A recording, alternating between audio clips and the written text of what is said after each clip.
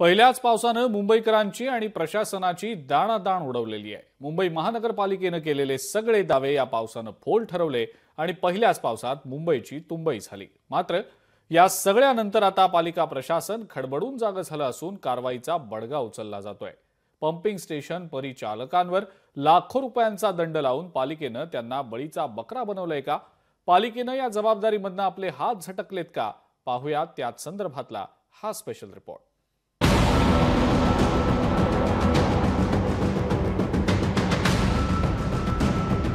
मुंबापुरीची तुंबापुरी कुणाची जबाबदारी? मुंबईच्या तुंबईचं खापर परिचालकांवर। पंपिंग स्टेशनवरील 4 परिचालकांवर कारवाई। पहिल्याच पावसात मुंबईची तुंबई झाल्यानंतर पालिकेने आता कारवाईचा बडगा उगारलाय।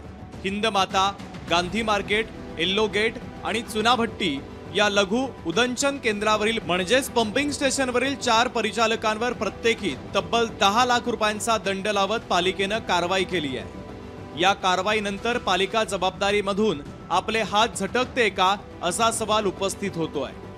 तर हिंदमाता आणि गांधीनगर येथील 2 कॉन्ट्रॅक्टर आयत्या वेळेस बदलल्याचं माजी महापौर किशोरी पेडणेकरांनी सांगितलंय। हे फक्त सगळ्यांच्या डोळ्याला पाणी लावण्याचं काम चाललंय। काय कशाला दंड?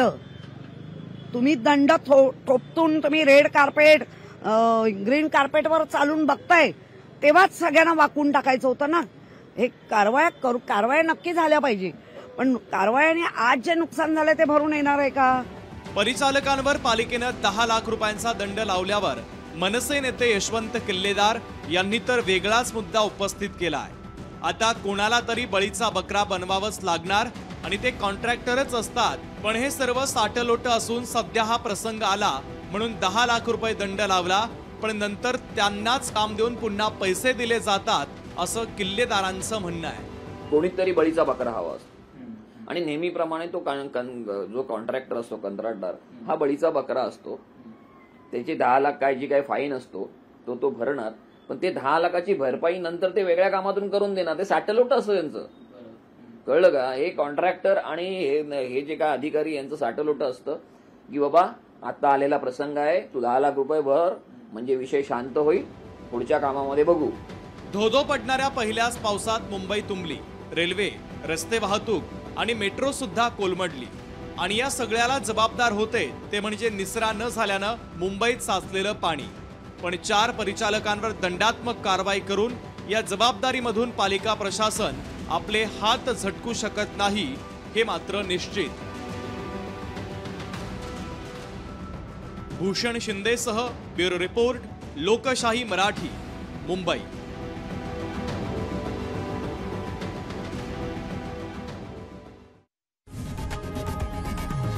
लोकशाही मराठी ऐका, पहा, जागरूक रहा।